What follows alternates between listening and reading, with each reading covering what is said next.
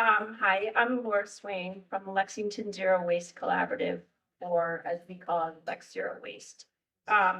Lex Zero Waste was founded in 2020, and we're a nonprofit dedicated to raising awareness and taking action to address the impacts of our consumption choices. So far, we've had some real impacts here in Lexington. Lex Zero Waste drafted a zero waste resolution that passed town meeting in 2020 that then resulted in the town adopting a zero waste plan last fall in 2023. We also started a program we call Lex Sort, which is community drop-off locations for food waste. And we encouraged the town last year to have curbside composting for 2,000 households. And that program is expanding to another 2,000 households this year, if you haven't signed up for that yet. And our last program that's had a big impact is a program we call Zero to Go. And that is a program for stainless steel reusable takeout containers at restaurants. Right now, we are partnered with Royal India Bistro, and we hope to include other restaurants in Lexington. 3 weeks from tonight, we have another program at the community center on May 21st. We'll be showing the movie We Are All Plastic People Now with our partner Oceana. And you can receive more information about that event if you sign up for our newsletter. This discussion with Eve Schaub and her book Year of No Garbage kicks off a year of zero waste events. Tonight, Eve has prepared a presentation about her experience. After her presentation, we'll have about 15 minutes for question and answers. And then we've invited Maggie Peard, Lexington's Sustainability Director, and Erica Bouchard Rabins, owner of Center Goods here in Lexington Center, to talk about ways to reduce our reliance on plastic products. Now, I'd like to hand it over to Helen Liu from Carey Memorial Library, who will introduce Eve Schaub to us all. Thank you for joining us tonight. I hope you'll be motivated to reduce the plastics in your household after Eve's presentation.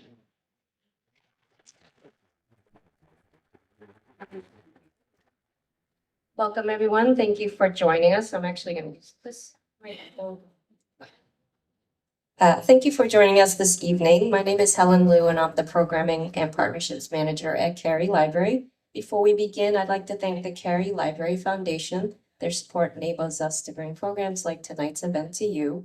I'd also like to thank Lex Zero Waste for co-sponsoring this event, and the Lexington Sustainability and Resilience Office and Center Goods for partnering with us on this event. Copies of the author's book will be available for purchase through Maxima Books in the back of the room. I suggest you read it. It was wonderful. Eve will be happy to sign books at the end of the program. And Lex Media is here to record the event. So in the event that you have someone who wanted to join us today and missed it, you can wait for our recap, and we'll send a link to the recording. Now, I'm so excited to introduce our guest this evening. Eve Schaub is an internationally published author and humorist, the author of Year of No Sugar, which was released in 2014, and Year of No Clutter, 2017. Her third family memoir is Year of No Garbage, 2023, which she is here to talk about tonight. She has been featured in The New Yorker, on the Dr. Oz Show, Fox, and Friends USA Today, and the Huffington Post, among others.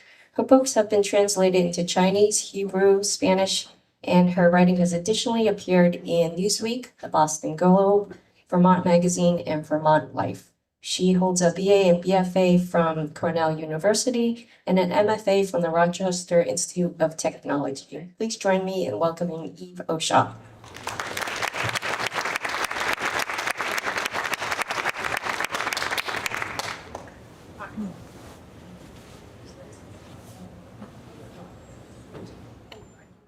I have a mic. Can everyone hear me with this mic? That's me for the camera. I have to use two mics.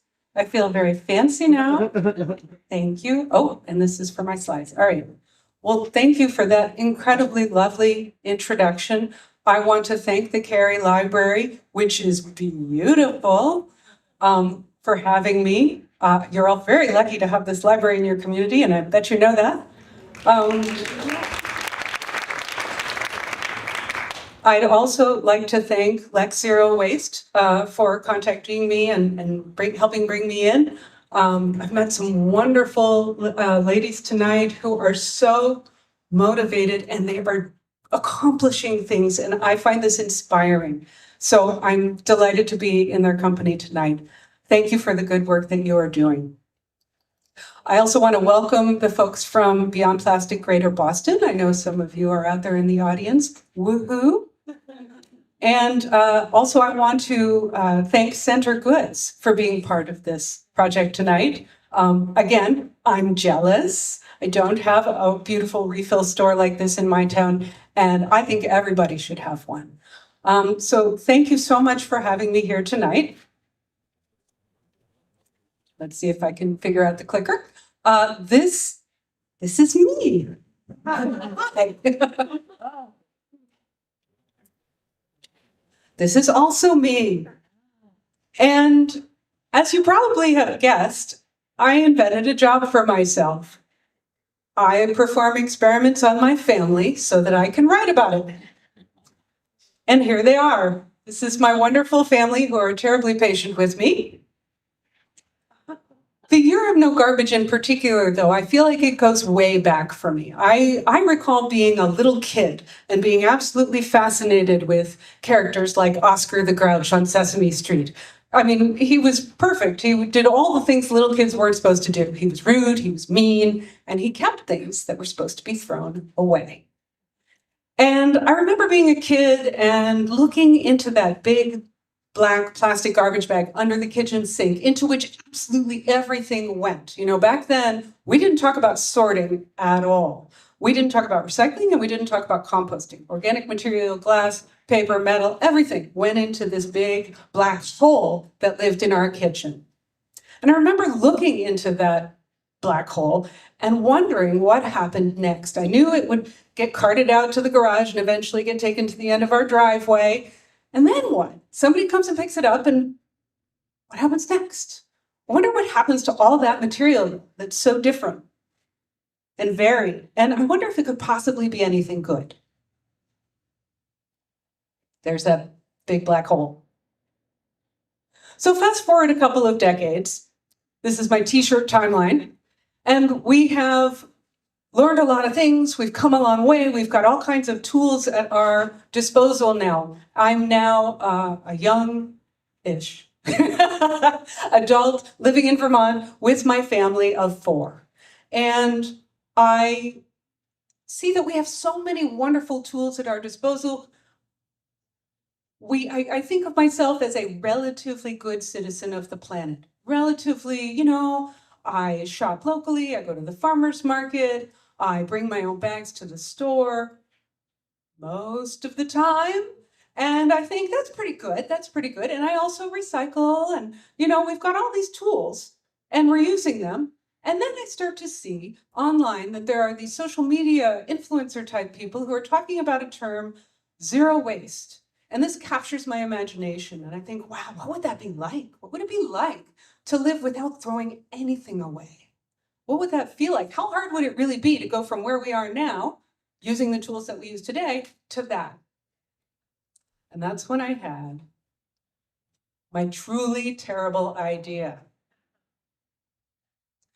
We were going to go for an entire year without throwing anything into the garbage. Of course, I had to convince my family first. So I got to work on that. But the idea was pretty simple. It was, I characterized it as Supersize Me meets the environmental movement.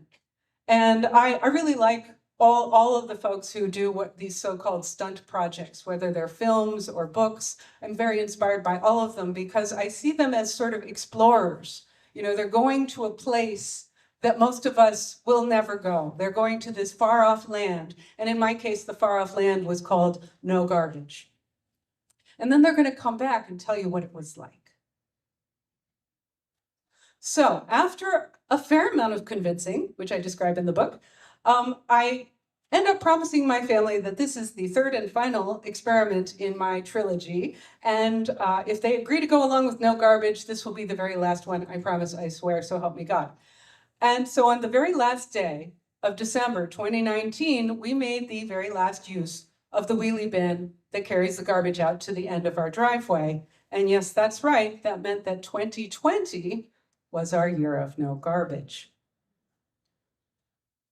So the rules were very simple. I'm a very literal person when it comes to these sorts of things. So we could do pretty much anything. We could recycle, we could give things away, we could compost, we could repurpose, we could just beg people, strangers in the street, to take stuff, as long as we didn't end up putting anything in an actual garbage, which we knew would end up going to a landfill or an incinerator. And I was feeling pretty good as we approached January 1st, the first day of our project. And I was thinking, you know, we can recycle like all 7 kinds of plastic in our single stream recycling. You know, how much more plastic could there really be? Little did I know. And so I was feeling very confident, which brings me to chapter 1. This sucks and everyone hates me. Instantly, overnight, I was overwhelmed with how much I did not know about all the different materials that we brought into our home on a super regular basis, almost daily basis. A lot of it, most of it, was food packaging. And I realized that there were so many materials that I just didn't really know what it actually even was, which perplexed me. I had not anticipated this. There were materials like cartons that held liquid that felt like paper, but then how do they hold liquid if they're paper? Or coffee cups, again, same story. Or potato chip bags, or receipts. Were they just paper, or they felt like it might be something more? Or the little tags they put on produce at the supermarket. There were so many things that I just was mystified by. What even is this? So I started what I called the Super Awesome Recycling Center in the corner of my kitchen. And here's the very beginnings of it. This was where everything went that I didn't know what was going to happen to it.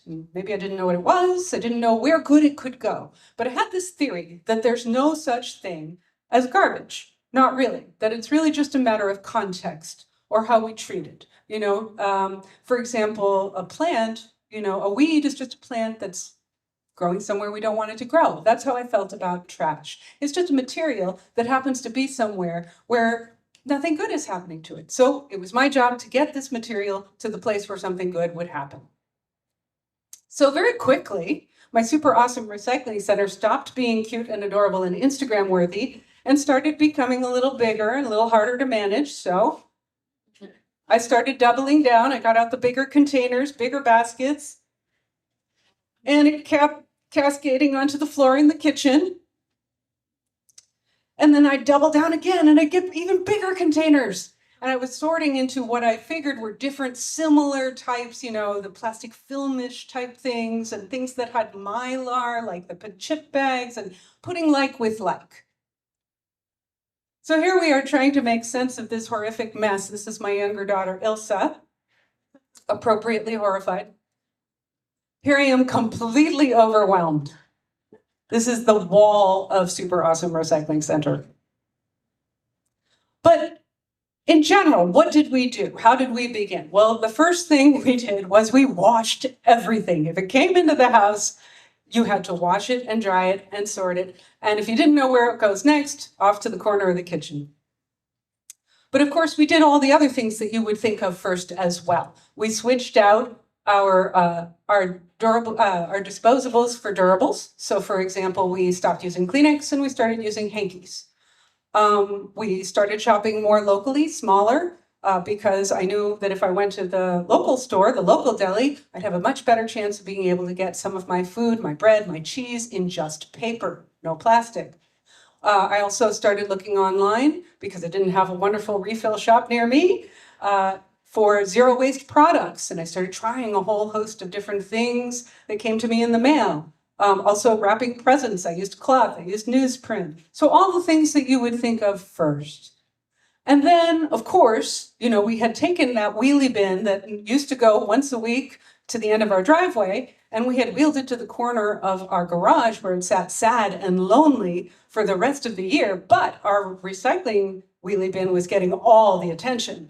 And we were packing it full with absolutely everything, you know, whereas once upon a time, we might not have put every single thing that was legitimately able to be recycled according to our garbage service provider. But now we put everything, including the plastics number 1 through 7, which refers to the resin identification code inside the chasing arrows triangle, which most people are probably familiar with. I already had a compost. I live in Vermont in the country, so I was lucky that that's not very hard for me to do. But we doubled down and we started putting things in there that I had never thought to put in there before. Other organic material, like the hair from our hairbrushes, or pizza boxes, because they're cardboard, but they've got food on them. So most recycling folks don't want to see those. Also, if we had the occasional stray paper towel that happened by because of course we're pet owners, and every once in a while you've got a mess that you really don't want to use a reusable towel for. So every once in a while we'd have a paper towel hanging around that could go into the compost as well. I also started posting online on message boards, and I found a whole bunch of different forums. One is called FreeCycle. Maybe some of you have heard of it. It's a really good forum. The only rule there is that everything must be free. You can post there that you're looking for something or that you have something that you want to give away. Also, I found other local forums, and I started posting the weirdest stuff. I'd be like, who wants my 3-month collection of plastic bottle caps? And somebody did. Who wants my collection of twisty ties or rubber bands or wine corks? Who wants to make a craft project out of my wine corks? I also had a very substantial collection of silica gel packets building up. I found somebody who wanted those for drying herbs. And then I got into the field of what I called extreme recycling, which is sort of above and beyond. Now, most people are probably aware of the plastic the plastic bag recycling container that many supermarkets have, and also a lot of Walmarts and Targets and so on. But what I didn't know is that this is not just meant for plastic bags. It also is perfectly acceptable to put in any kind of plastic film you can find. So that's going to include stuff like bread bags, Ziploc bags, bubble wrap, any kind of overwrap on a product, also dry cleaning bags. I was like, oh, this is a revelation. So I started doing that. Then I discovered the Carton Council, which is an industry organization. And for all my cartons, whether they were gable top or aseptic, whether they had to be refrigerated or were shelf stable, all I had to do was wash and dry and put them in a box, collect enough to fill the box, and then take it down to my local post office and mail that box, pay to mail it to one of 4 locations around the United States. And they promised me that something good would happen to all of those cartons. And so I said, okay, I'll do that. And then I discovered TerraCycle, which is a company that is well known for trying to eliminate the idea of garbage. They shared my idea that this is all material that's valuable and has a good place to go, and I loved that. And so it's a pay-to-play recycling-based company, meaning that if you send them a big pile of money, they will send you a box. You can fill it up and send it back to them. The postage is included in the money you've already spent. And they promise you, again, something good will happen to this material. So I started doing that. So all of these materials, the wipes, facial wipes, cleaning wipes, coffee cups, potato chip bags, receipts, all these things that I was so confused by. What is this material? It's plastic. It's always plastic. You don't know what something is. The answer is it's always plastic, and that became our Year of No Garbage rule number 1. In fact, I started to find out there are an awful lot of things in the world that I had never quite stopped to think about what they were actually made of or might contain. And I was pretty astounded to start to realize that plastic was in a lot more places than I had ever thought to think about, thought to realize. And so not just receipts and dental floss and wipes, but cigarette filters, ooh, hot plastic that you can breathe through. Tampons, not just the wrapping, not just the applicator, but the tampon itself, the part that's going in your body. That's not fun. Tea bags, ooh. So hot plastic in my beverage. Leather that is vegan, fur that is faux fur. It's all plastic. I just never thought about it before, but of course it was. nail polish pavement, and so on. The list kept going on. Oh, I won't do that. No. But it was going to be okay, right? Because most plastic, all 7 kinds, is recyclable, right? I think even before we began our project, I was aware that a lot of people find recycling, and plastic recycling in particular, confusing. And even though I had made it my full-time job to figure out what was going on, it was still confusing. There were so many different organizations, so many symbols, so many different things going on. I found it still challenging. So I doubled down and I decided that I was going to be calling and emailing these companies for whom this was their packaging and get to the bottom of this. And so I had all of these back and forth exchanges, and it's now at this point we're talking about the pandemic. So everybody's at home. So I'm getting them at home. Babies are crying in the background and they do not want to talk to me.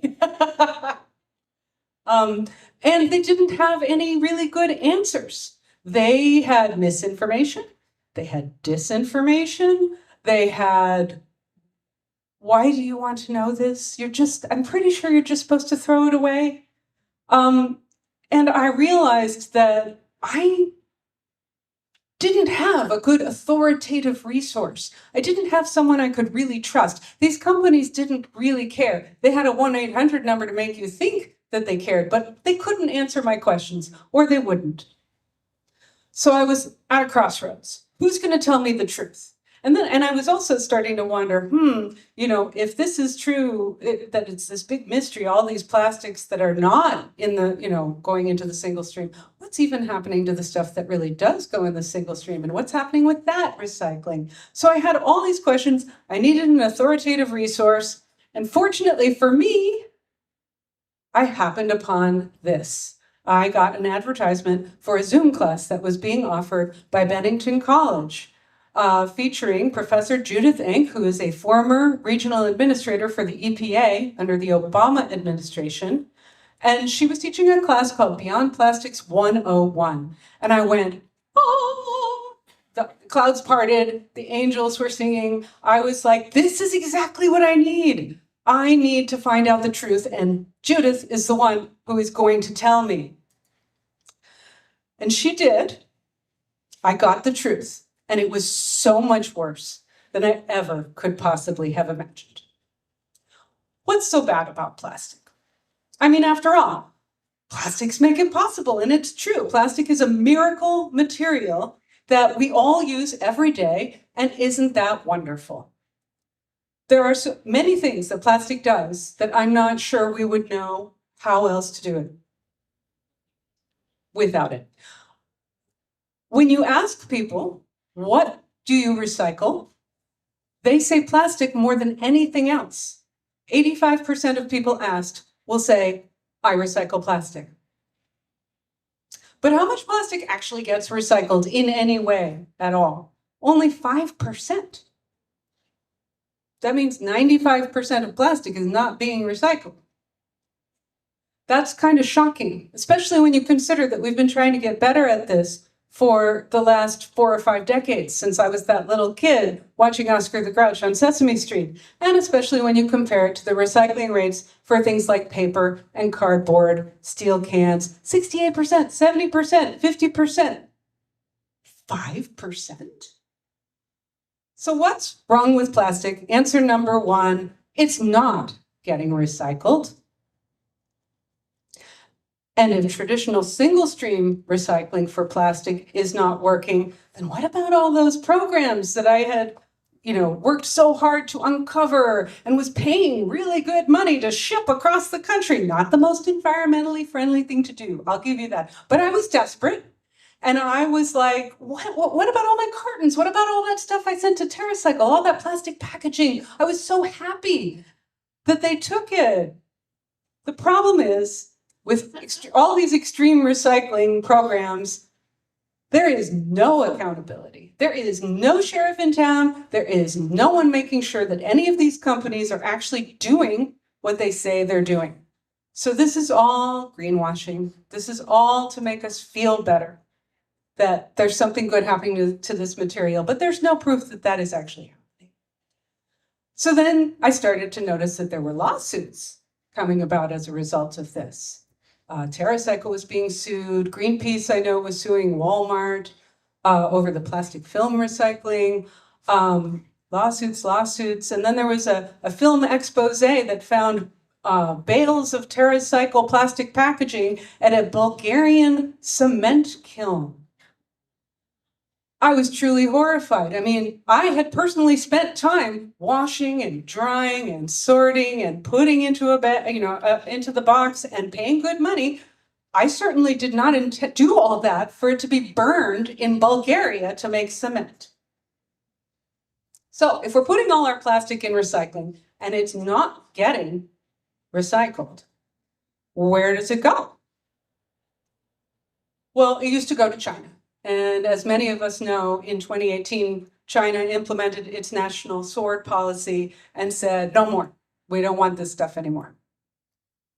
Here's where it's going now. As a result of the national sword policy by China, there's now a black market plastic waste trade that distributes this material to countries that do not have the infrastructure to prevent it being dumped all over their landscape. So you have Vietnam, Kenya, India, Malaysia, Myanmar, Thailand, and many more. Unfortunately, this is where our well-intentioned recycling has gone. So I concluded, when I learned this, that plastic is a form of environmental racism. If you want to learn more about this, The Story of Plastic, the documentary film that came out in 2019, is a terrific place to start. They tell this story very well. It's very powerful. I highly recommend this film. It's not just a problem of the disposal of our plastic, actually. It's also a problem of the plastic production, which is in the form of extraction through fracking, also through the refining factories. These facilities are regularly cited in low-income communities and communities of color. So again, racism, plastic is racist. The most famous example of this, which you may have heard of, is Louisiana's Cancer Alley. So what's wrong with plastic? Well, it's not getting recycled. Recycle those batteries. I was on a roll.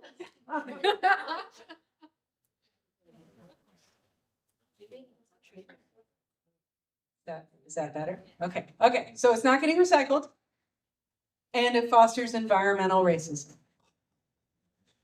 We also know, famously, that plastic is overwhelming our natural environment, in part because of the famous YouTube turtle with the plastic straw in his nose, but also many of you may have seen the pictures, the photographs of albatrosses that pick up pieces of plastic they find, and they think it's food, and they feed it to their babies. And the babies die, and the moms die too.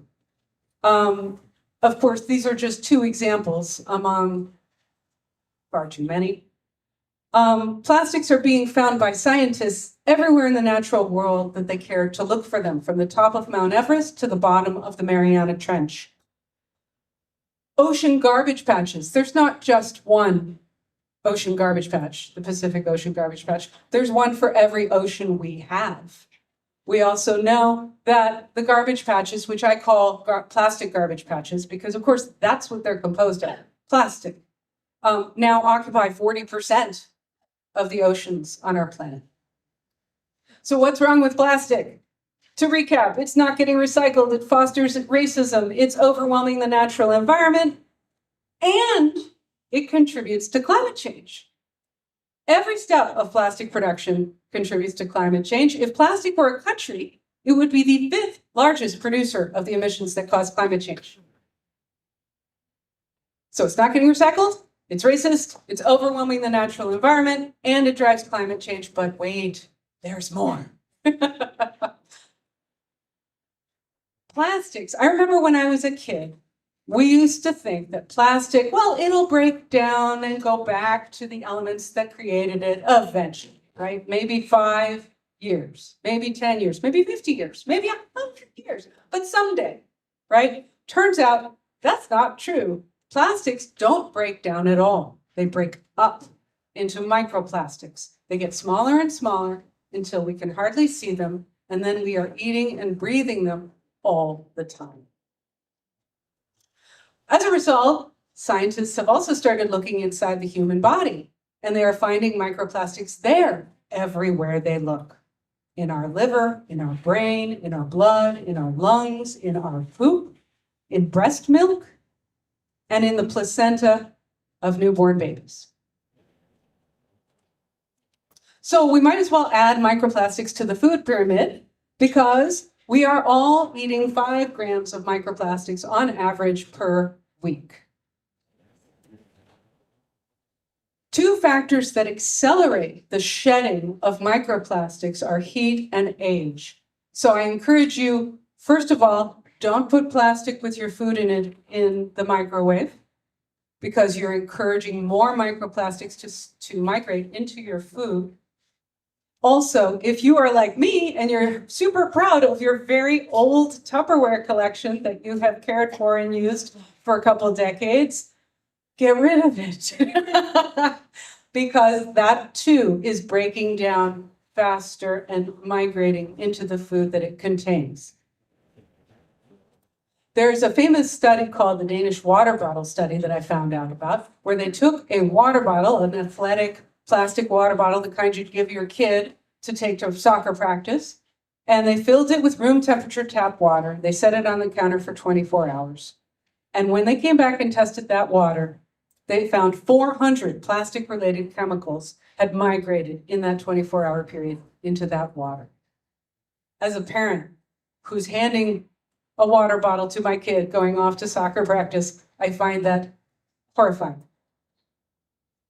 So the important thing to understand about plastic is it's made of 2 ingredients. It's made of fossil fuels and toxic chemicals.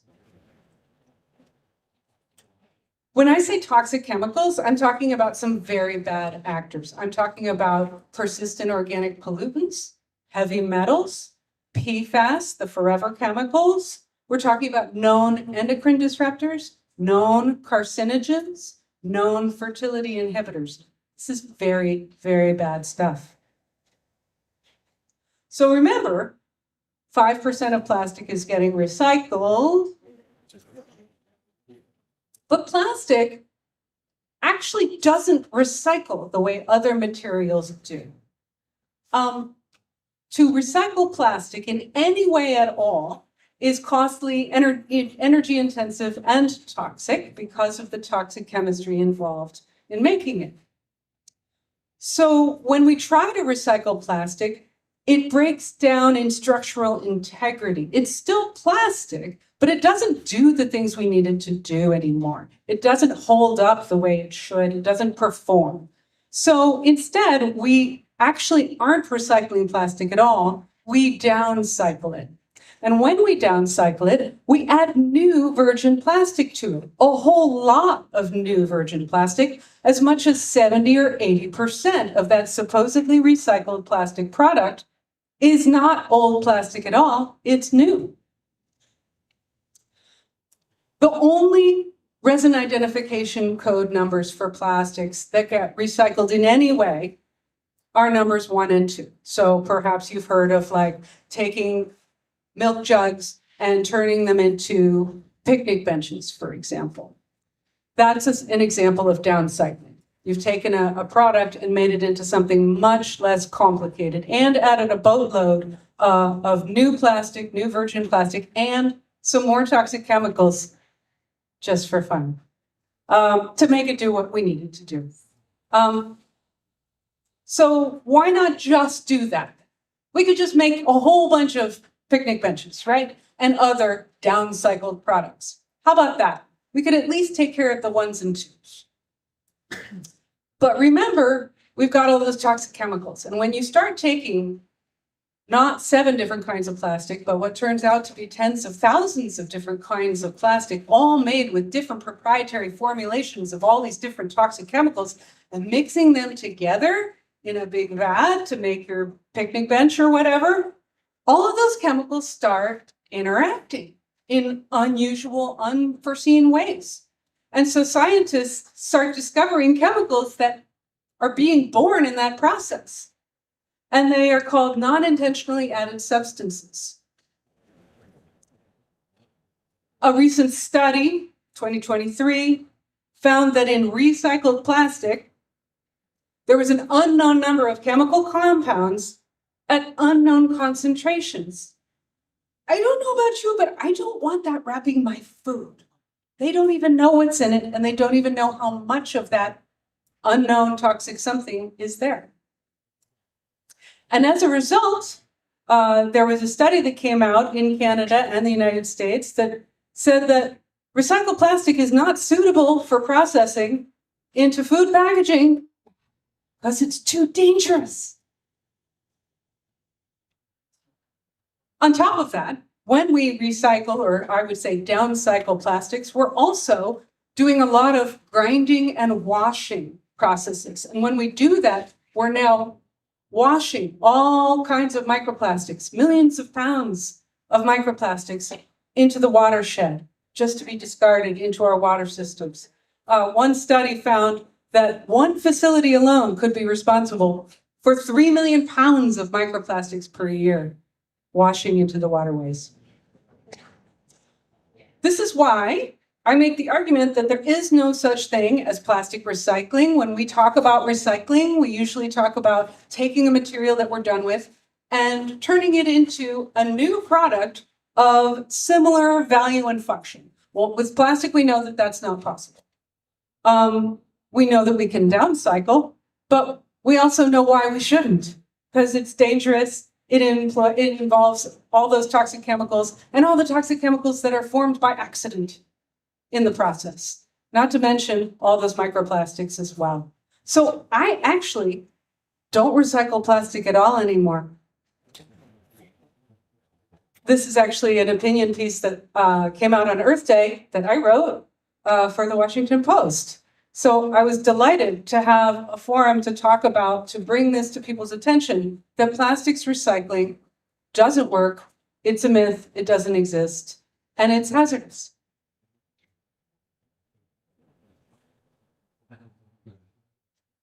Microplastics are absolutely everywhere. And why are we eating 5 grams of plastic per week? Because it's in our proteins, 90% of our proteins, including plant-based proteins. It's in 93% of our bottled water.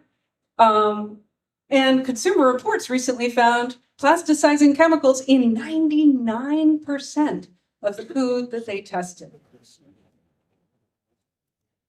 Fortunately, we are starting to hear about this in the media, including the cost in terms of healthcare. A recent study linked plastic chemicals to almost $250 billion in healthcare costs. Microplastics can travel to the brain. The most recent study, which some of you may have heard about, very recent, nanoplastics are now linked to heart attack, stroke, and premature death. So plastic is poisoning us.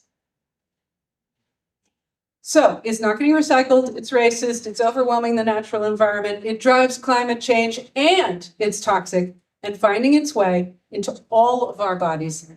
I hate to say it, but every single person sitting in this room tonight has microplastics in their body as we speak. And I bet none of you asked for that. Okay, that's a lot. I'm sorry to be the bearer of that news, but I'm a very optimistic person by nature. And I do not think all is lost. But we do have to stop and say, now what? Plastic is so everywhere. It's so entrenched in every aspect of our lives as to be almost invisible to us now. We need solutions, right? So recycling's out. Plastic recycling's out. What about using compostables? Well, unfortunately, most compostables are not compostable. The English language is letting me down here. It turns out that when you say something's compostable, it could mean one of many things. It could mean that it's home compostable. I can take it out to my compost pile in the backyard and it will break down and degrade and return to the elements, and I can spread it on my garden the next year. Or it could mean it's only industrially compostable, which means it has to go to a very particular kind of facility where it will be subject to very specific temperatures and pressures to make that material break down. That is much more common. And if you see something that is labeled compostable and it doesn't say home, then you can be pretty sure that it is only industrially compostable. Now, that material, if it never makes it to the industrial composting facility, of which there are not very many, it will instead go to the landfill, where it will not break down. Landfills do not encourage things to break down. They are anaerobic environments, which means that they are hermetically sealed. There's no oxygen. That material is just going to sit there just the same as a piece of plastic. Not break down, not do anything good.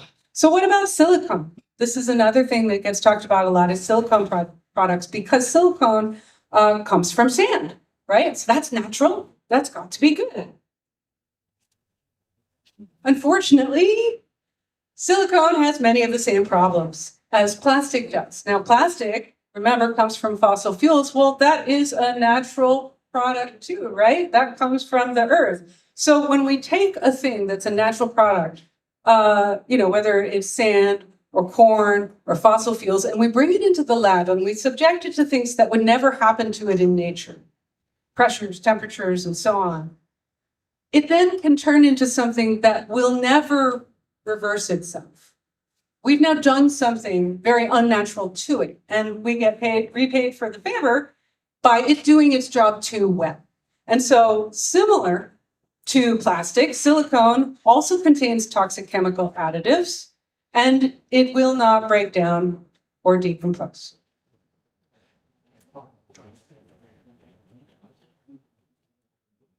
Whoops, wait a minute. There we go. So, is there anything we can do? There's a lot we can do. Yes. First of all, whenever you do have a choice, avoid the plastic option. We're all walking through the world all day long, every day, making choices all the time. And sometimes it's very, very obvious, like here are the eggs in the plastic container and here are the eggs in the cardboard container. If you can, pick the cardboard container. Don't drink bottled water. Don't heat your plastics in the microwave or the dishwasher. I do have some plastic still in my kitchen. I went through and like a tornado, and I deplasticized my entire kitchen. But I do still have some food containers that are Pyrex on the bottom and they have plastic lids. So I wash those by hand. Reusables. Everywhere you go, ask if they have reusables. And this is something that Lex Zero Waste is doing so well. They're encouraging people to use reusables. Just ask. Coffee shops have become my pet peeve, right? Because especially since the pandemic, people are just not even asking you, are you having that for here? No, they just automatically are giving you that coffee cup that is lined in plastic chemicals. And I don't want to drink that. I don't need any more microplastics in my body. So I am always asking, hey, can I have a ceramic cup? Can I have a reusable cup?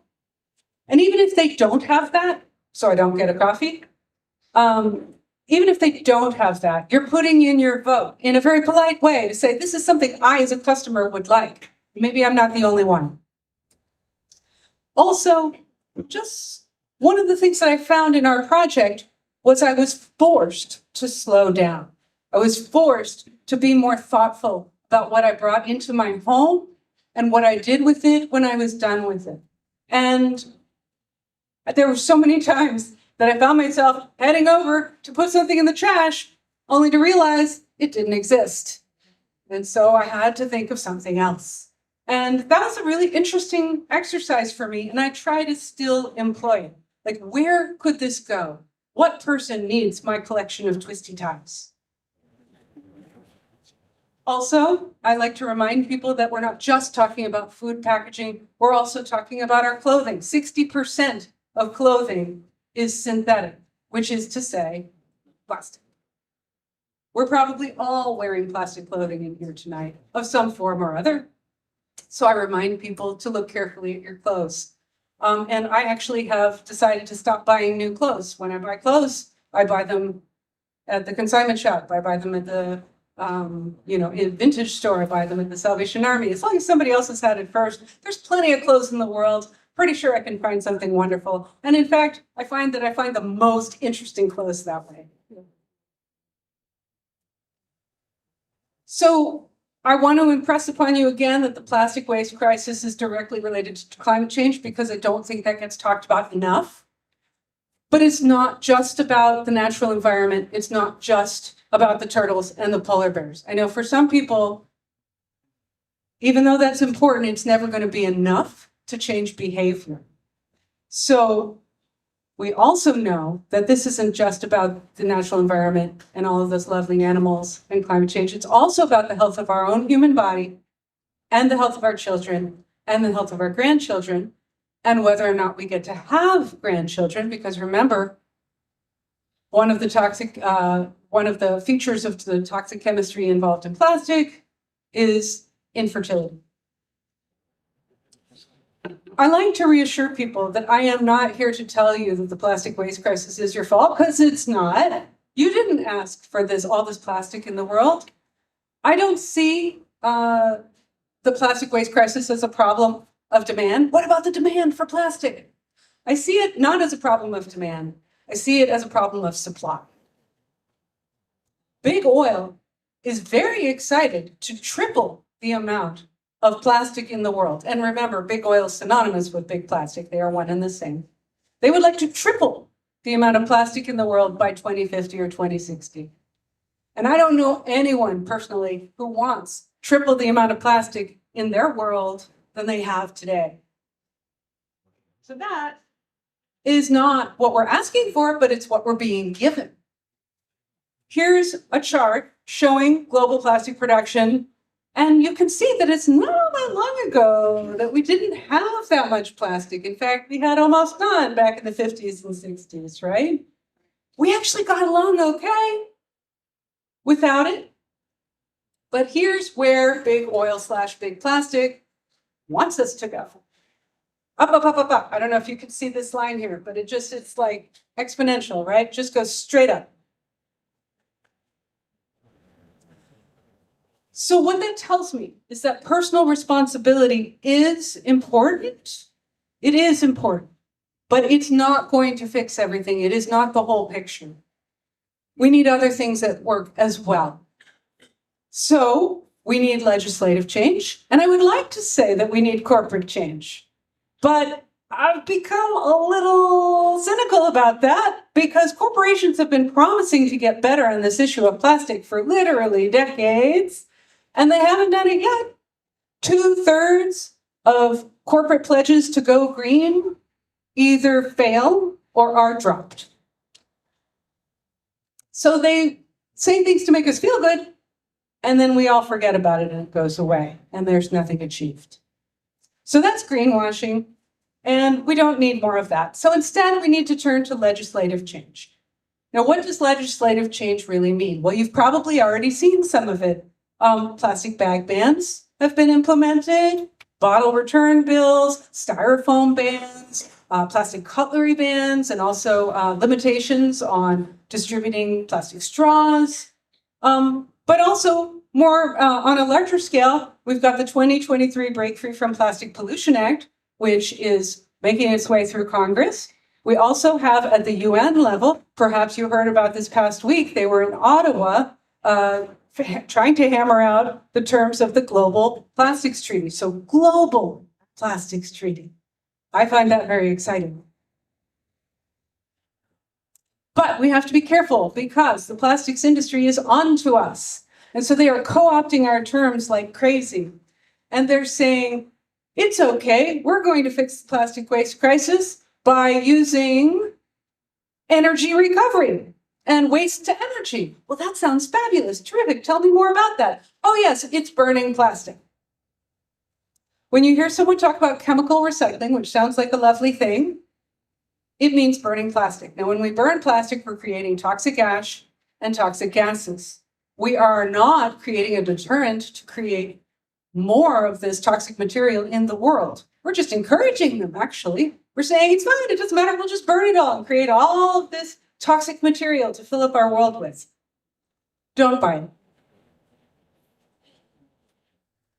I like to recommend Beyond Plastics as a resource. Not only does Judith Egg teach a wonderful class, which you can take on Zoom through Bennington College. She teaches it every semester, fall and spring.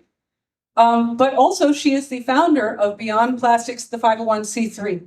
And they're doing wonderful work to forward some of this legislation. And if you ever have a question about anything to do with plastics, but in particular with regard to legislation, you can ask them. They have a staff of 12 folks, and they will get back to you and they will answer your questions. You can find out how to get involved. There are over 100 local groups and affiliates that are related to Beyond Plastic under the Beyond Plastics umbrella. So if you're looking for like-minded folks who you can work on these issues with in your community, reach out to Beyond Plastics. There are a bunch of other wonderful groups that I also recommend, and here are some of them, including Break Free from Plastic, Plastic Pollution Coalition, Greenpeace, Human Rights Watch, because of, again, the environmental racism. Rise St. James has to do with Cancer Valley and the petrochemical buildout that's going on down there, and the Descendants Project as well. So we've been told a lot of lies, a lot of untruth, and I think the remedy to that is to start telling the truth. I do believe there's a lot we can do, and I do not believe that we have to get rid of all the plastic in the world. I don't think that's necessary. I don't necessarily think it's possible. We need to keep, I like driving a car that has an airbag. I like being able to see the world through my plastic glasses. I like my phone. I mean, I like the fact that there are medical plastics that are saving lives all the time. These are not what we're talking about when we talk about the plastic waste crisis. When we talk about solving the plastic waste crisis, we're talking about the 40% of single-use disposable plastic that is produced every single year. 40% of the plastic produced every single year is single-use disposable plastic packaging that is used for a few moments before it is discarded forever. So this is me again. This is me illustrating before and after, before our year of no garbage. We absolutely, without fail, every single week filled up our 96-gallon trash container with trash and took it to the corner of the driveway every single week. Today, we have a trash can again. We have just one in the house, and into it goes single-use plastic food packaging that we have not figured out a way to avoid yet. It's 9 gallons a week now. So we've gone from 96 gallons a week to 9 gallons of trash. That is great. I feel very good about that. And I want more. So I hope the upshot that you take away with you tonight is that plastic is not our friend. We cannot take it for granted. We have to look at it with a suspicious eye. We have to know what we're dealing with. We need to make less of it. We need to use less of it. And I firmly believe that, yes, there are people in the world, I know many of them will not, they'll say, I'm not in a position to change my life. I'm not in a position to buy different groceries. I'm not in a position to drive to a different store or spend the time that that would take or the extra income. That's okay, because I firmly believe that this is about truth-telling, that awareness is the starting point for all meaningful change. So if you learned anything at all tonight that you didn't already know, I hope that you will go tell someone about it tomorrow. And that is me.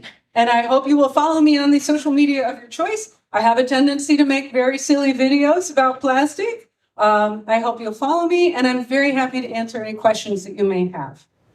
All right, we're going to combine it.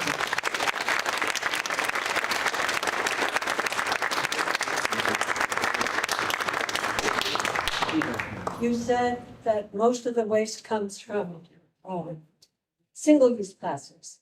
But earlier you said if you have any Tupperware, throw it away. And that's something that I've been using for years and years and years and years, and I have never thrown it away. Yes, it's not a good solution. I agree with you. I was not happy, actually. For question. Oh, sorry. Is this microphone working? Is it working? Yeah. Okay, maybe I didn't have it close enough. The question is, most of the waste you said comes from single-use plastic. And I have a lot of Tupperware and I feel very righteous about reusing and not throwing the plastic away. But yet you're telling me that all this expensive Tupperware that I bought, I should not be reusing and I should toss it. Well, okay, so the question is, so single-use plastic is what's being thrown away, 40% of the amount of plastic produced every year. And that is the problem, which is true. That is a huge problem. And I feel like that's the low-hanging fruit. I feel like that's where we need to start. And I'm not going to tell you, if you're not ready to part with your plastic Tupperware, I'm not going to tell you to. You can keep using it. What frightened me was when I learned that the older my plastic Tupperware was, the more likely it would be to shed microplastics and toxic chemicals into my food. So really, this was about self-preservation. I don't want to eat that. And so I started gradually switching more and more over to my Pyrex and glassware. And I started taking all the plastic utensils, the spoons, and so on, and leaving the wooden ones. You know, I had a mixture. Like most people, I have a lot of everything in my kitchen that I've accumulated over the years. And I'm not going to tell you to throw that plastic away. But I do worry about what that means for the food that gets contained in it. So that's just something for you to consider.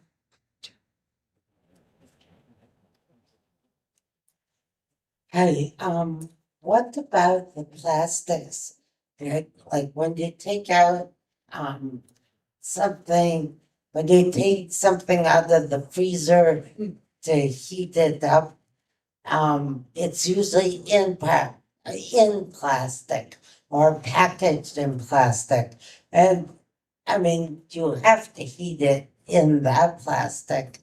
And I mean, Well, I mean, it depends, because there's a lot of different things you could be talking about coming out of the freezer, right? like, say, at dinner, like, Like in a tray.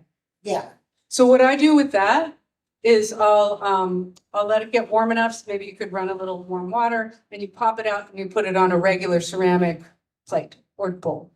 And then I'll put that in the microwave. That's my workaround for that. what about plastics? Like the meatballs are in a plastic bag. And if you eat that, wouldn't that plastic shed too? Yes, yeah, it's not good. It's not good.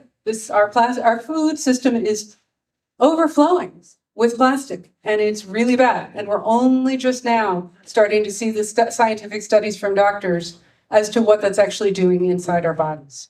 So I try to advise people to do everything you can to avoid that, especially with regards to temperature and age.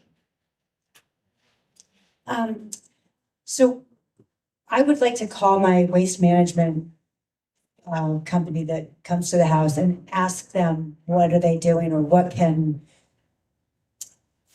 I guess, like, what are they doing? And how, I don't know the questions to ask. You know, like, what are they doing with aluminum, my aluminum foil? What are they doing with cartons? You know, like, I don't know. Well, I think it's likely that good things are happening to most of the materials that you're putting in recycling, because most of those materials actually have financial value in the recycling process, which is why we have better recycling rates for all those other materials except for plastic. And unfortunately, the likely answer of what happens to the plastic after it gets to you is that they hand it off to someone else, and that person hands it off to someone else and someone else, until it's such a trail that can never be followed. And then here you are in Myanmar in some kid's playground, and it's been dumped through bribery and, you know, black market forces. Because there was on a website of a local town that I looked at, it said, send all your plastics to us because we make money off of your plastic. And I thought, that does not sound right. No, it doesn't sound right. You're right to be suspicious. Absolutely. I don't know of anybody who's making money off of plastics in that way. No. So thank you for all this. So let's say I want to get rid of all my plastic, some of which is way back. Where do I throw it? Well, unfortunately, the same place that I now send all of my plastic, including stuff that is supposedly recyclable, I send it to the landfill. It is not a good solution. I am not happy about that.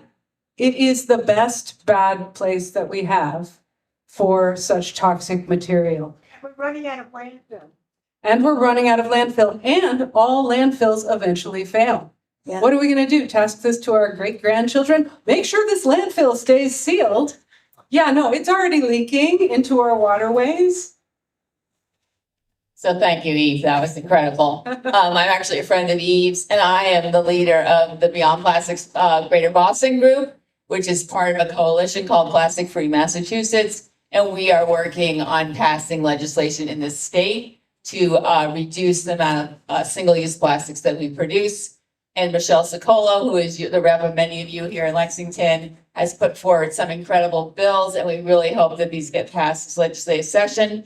And we have some postcards if you want to write them in support of these bills out there, and I'd be happy to talk to anybody about what's going on in the state. A lot of our waste is actually getting incinerated, which is very toxic, and most of those incinerators are located in environmental justice neighborhoods.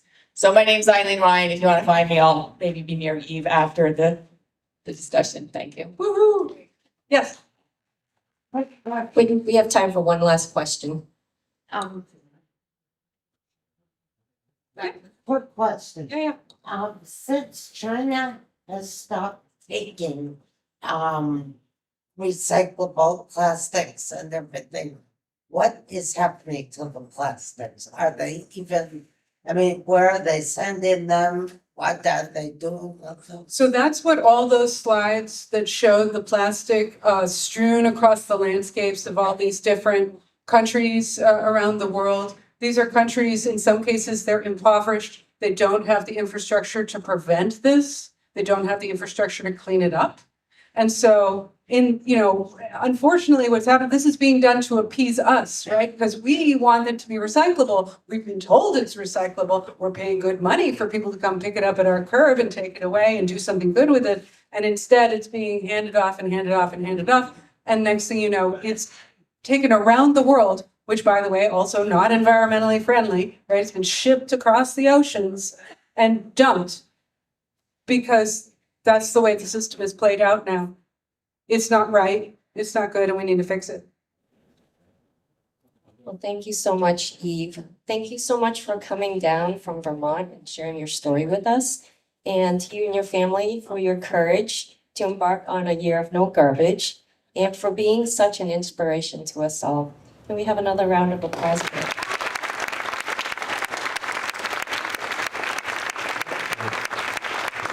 And so now we're going to switch gears. Maggie Peard, our Sustainability and Resilience Officer with the town of Lexington, will share some of the things going on in town. And Erica Bouchard Rabins, who is a Lexington resident and owner of Center Goods in Lexington Center, will share a wealth of information after Maggie.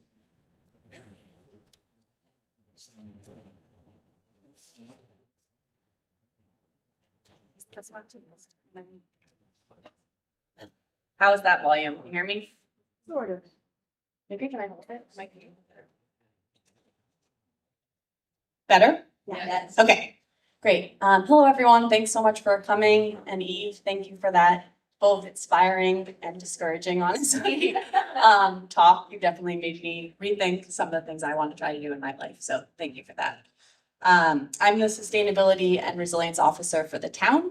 I joined the town about 2 years ago, and a small part of that role is, not small, a significant part of that role is working with our Department of Public Works on waste reduction efforts.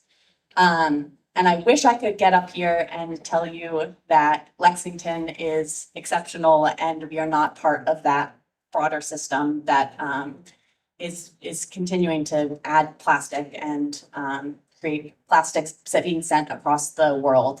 Unfortunately, we have not found the secret to where to send our plastic for it to be reused.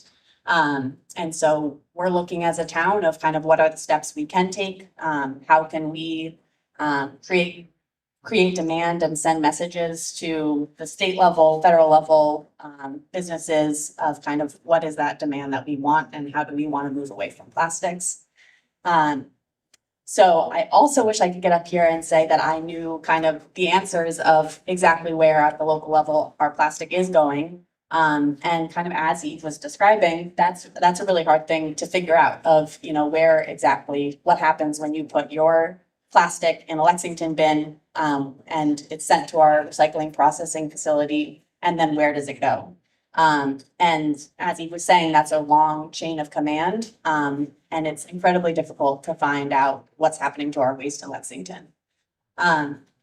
So the plastic piece is an incredibly hard nut to crack, and something that I look to the entire community to kind of how we can be part of that broader system.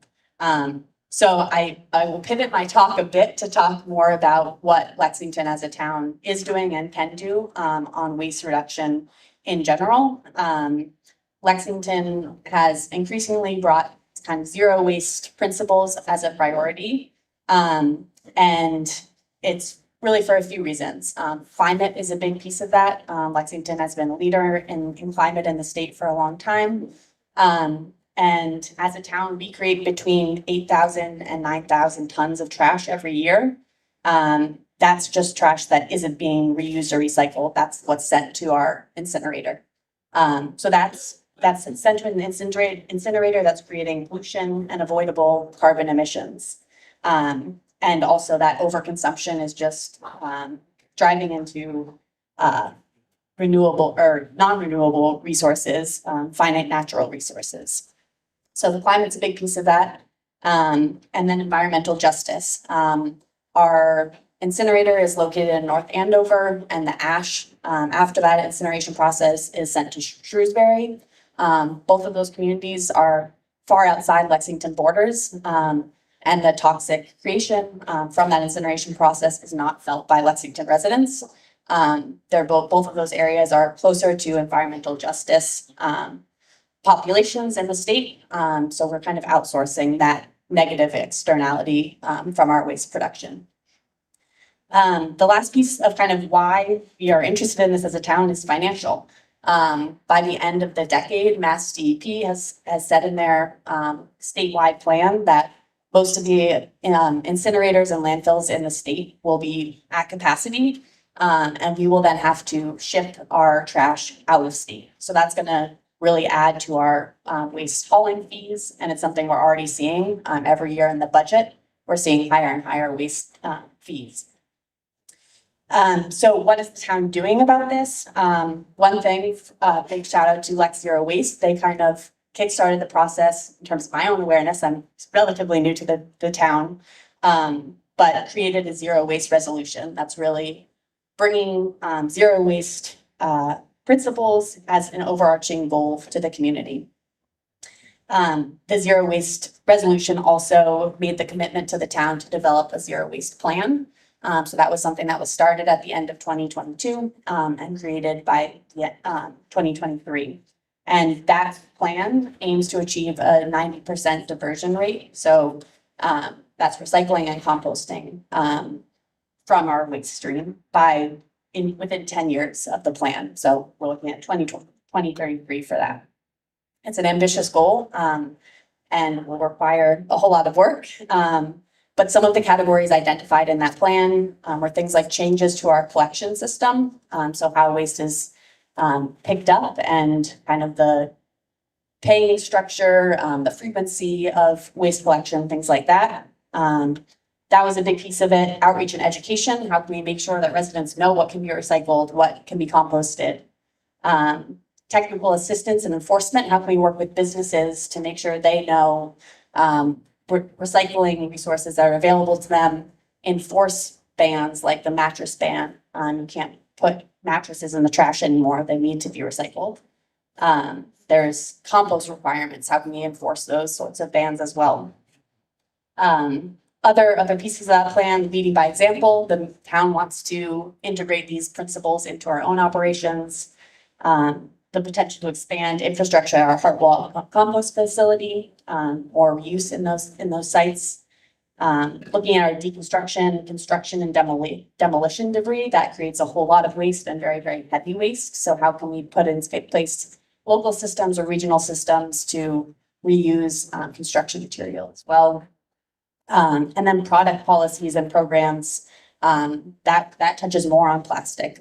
So at this recent town meeting, Article 31 passed, which was banning the sale of single-use water bottles in town. So things like that.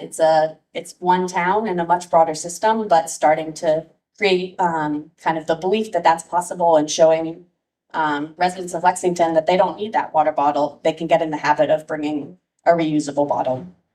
And not just Lexington residents, visitors as well. So that starts to have an impact. And so that's kind of the plan, how it has been shaped. Some of that work is well underway. Kind of a key piece in that zero waste plan was creating town-wide composting.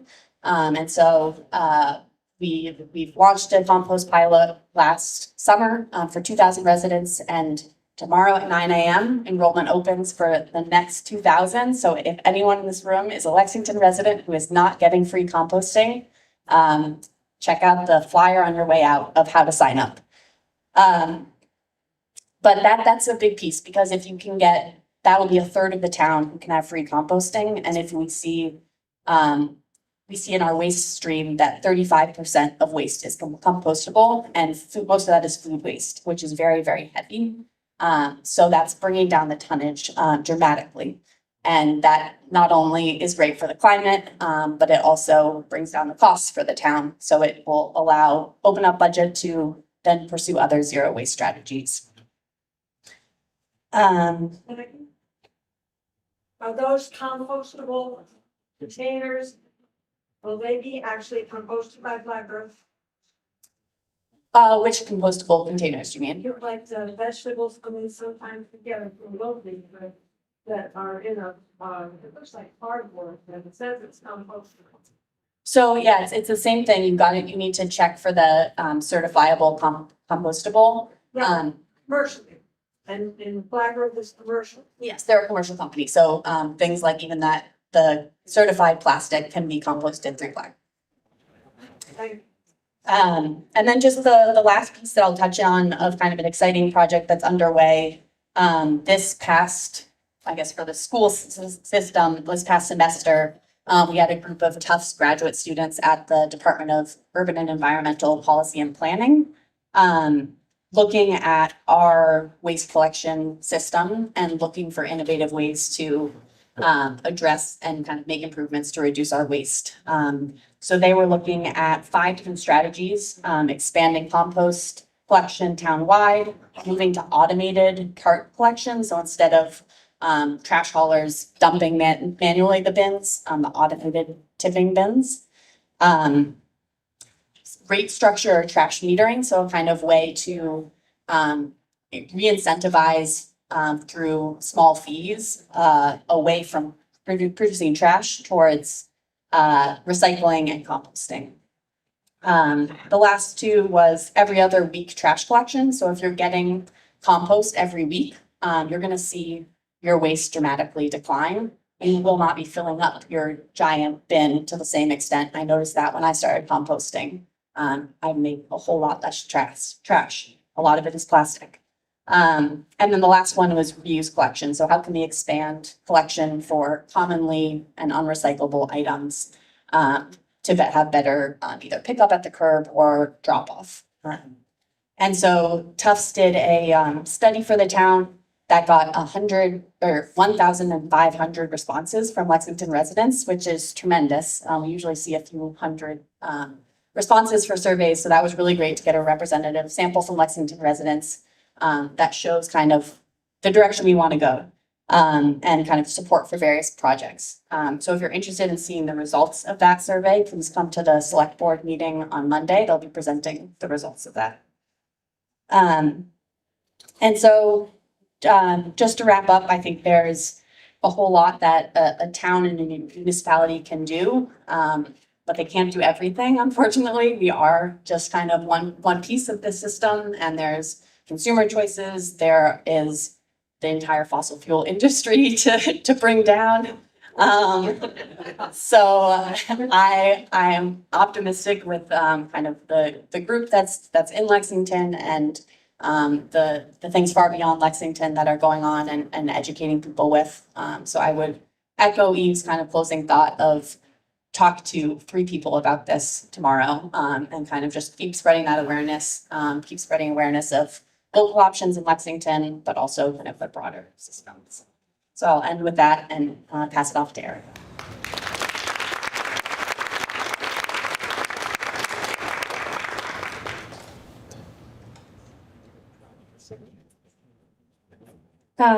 Hi, everyone. Thank you for sticking around. Sorry it's a bit late. Thank you for hosting. Thank you, Eve, for coming to Lexington. What an important book. I hope everyone reads it. So much information, so much to get bummed out about, but, you know, really inspiring and so much to do, right? Because I agree, the way to tackle a big problem is just to start, right? Start somewhere. I think the easiest thing to start with is the thing you can change, which is your own behavior. I'll just quickly tell you how I got here, which is 6 years ago, the EPA released the data that said at that time only 8.7% of plastic was getting recycled. Now it's only 5%, but at the time, this was news to me, and I looked at that data and it felt like an emperor's new clothes situation, because this is clearly a failing model, but none of the messaging was changing. It was still, you know, keep recycling, fill your bin, which is what I was doing. It didn't make any sense. It felt pointless, right? So I started thinking about, you know, if plastic waste is coming from a tap, it's obviously a better strategy to turn down that tap than try to clean up the mess. So I started looking for alternatives to plastic to bring it to my home. I had to order everything online because I couldn't find anything nearby. But what I found was a lot of really terrific independent companies, ethical, sustainable companies making non-toxic products for all the right reasons. And I started to feel like, you know, business can be a force for good. I hadn't really thought of that before. So I also learned that everything I had been using was full of really scary chemicals that was linked to all kinds of illnesses. So I was very happy to find these companies. So I ordered a lot of things. I had a lot of packages arriving at my home, and I thought, well, now this is not very eco-friendly. Plus, I wanted to see these new things in person that I had never heard of, but I couldn't find them locally. I kept hoping that someone would open a store in Lexington that carried all these great things that I could go look at. I eventually decided I would be that person, so I did open Center Goods. And you will see, you know, you probably noticed over the last few years, a lot of stores like mine have opened all over the US. We are about a decade behind many other countries, but nevertheless, these stores are full of great ideas. If you've ever looked at these products, you know, alternatives to plastic, but also different kind of packaging, right? Compostable packaging, package-free items. It's liberating. It really is.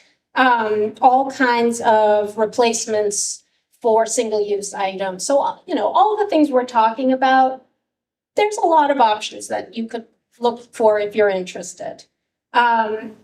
We also carry bulk refills, so you can bring any container from home and refill it over and over and over with shampoo and hand soap and dish soap, etc. And as far as plastic goes, I mean, not much to add, right? It's, you know, you hit the big ones. Plastic is poisoning us. Plastic and big oil inextricably linked. Recycling has always been a myth. They've lied to us for decades. I mean, those are the big ones. So I guess I'm interested in just adding a little to one of the aspects that I think is really important, which is your responsibility as a consumer. Because when you buy something, your purchase directly supports that company, right? So I think it's important to know, who is that company? What are they doing? How are they making things? Are they harming the environment? Are they mistreating people? Your purchase directly supports that. And as we talked about, since the production of plastic disproportionately harms low-income communities and communities of color, when we buy plastic products from plastic companies, we are directly involved in that harm. I think it's important to remember that and think about that, because I sometimes, quite a lot, I hear people say, "That's a really cool, eco-friendly product I could try. I'll just buy the cheapest one I see on Amazon. It's easier that way." I get it, but I encourage you to pull back a little bit and think more about the big picture of that purchase.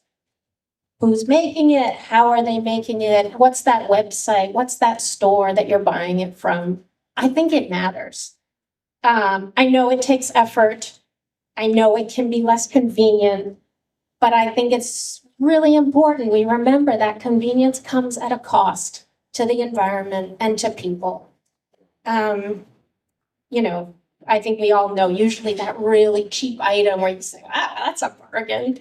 Someone didn't get paid adequately for that.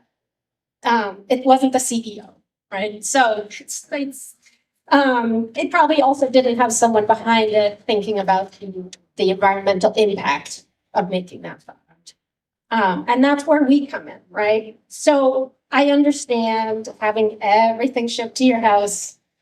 It's convenient, but obviously there's a lot of packaging, a lot of emissions. We're not going to be perfect. Still going to buy things from those not so great companies. But again, it's awareness. The more you think about it, you'll make some changes in your buying habits. And if we're all doing that, we're going to elevate those sustainable companies. So I think it's really worth doing. I often think, have we reshaped the market? If we all put our minds to it, if we stop buying those poisonous, toxic things and we only buy from sustainable companies, can we shift that balance of power? I think it's worth trying. I really do. I'm absolutely furious at the corporations for creating these mountains of plastic trash and putting toxic chemicals in all of these products, and then manipulating us to make us think it was our fault. Really furious about that. They make billions of dollars and pay their CEOs millions of dollars. So it's naive to think that they don't have the means to change the way they do things. They are choosing not to. It's infuriating. So, we're not going to change that, but if we can shift that balance of power, I think it's worth doing. I think we can just start, and we can start talking more about the dangers of plastic instead of it just being, something messy on the ground. It's dangerous. And there really are alternatives. So you don't have to keep buying those shampoo bottles and laundry jugs and synthetic fabrics. And maybe just start with one thing. That's always the easiest. Doesn't really have to cost you anything. You can put your food in your old jars and use your old cloth towels. Give it a try. It's liberating, and it feels good to not fill up your recycling bin. It really does. I think it matters the same way that millions of people throwing away plastic bottles adds up. I think if we start removing those millions of bottles, we'll start to see a change. It's a good place to start. Just in our own community at Center Goods, last year, we diverted over 20,000 plastic items from the waste stream. And that was really just a handful of us that we tried. So, imagine if we all really tried, and imagine if every community really tried. I think we can do it. It's pretty easy, actually, to get the plastic and the petrochemicals out of your kitchen, out of your bathroom. There really are a lot of products that you can use. I think that, I know that using shampoo bars and bamboo toothbrushes isn't the solution. I know that awareness is what's going to help us elect politicians who really do put environmental issues at the top of their agenda. And that the awareness is going to help us create that political will to push them from the bottom up and demand that they legislate to save the environment. And it will also give them the support that they need to push back when big oil lobbies and puts pressure on them. So that's on us. We need to help push that forward. So, I do try to think about things that I buy in terms of first, whether I really need it or not, and then whether it's environmentally friendly and ethically produced, meaning were people treated fairly. And, does it cost more? Yeah, it probably does. And I really understand that that's a privileged option. If you can't afford it, no shame in that, and you can do other things to push this forward. But if you can afford it, I think this is a real opportunity to expand the sustainable goods market. Similarly, the organic foods market. If you remember, that started off very high prices, not a lot of options, but as privileged, primarily white people really expanded that market, places like Whole Foods exploded and prices came down and options became more available. So I think this is our opportunity to help expand this market. We just have to care. That's it, right? It takes all of us working together. One of the best things about running an eco-friendly store is that I meet a lot of caring people every day, both customers and suppliers. So I know we can do it. But I think we just have to start and we have to keep supporting each other as we keep moving forward. Thanks so much.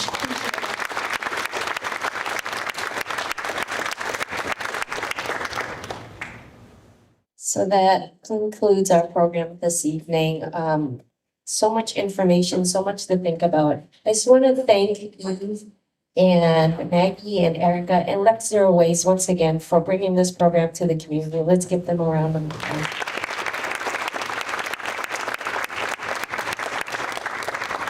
So thank you so much. Eve will be here to sign books at the back of the room. And thank you all for joining us and have a good evening.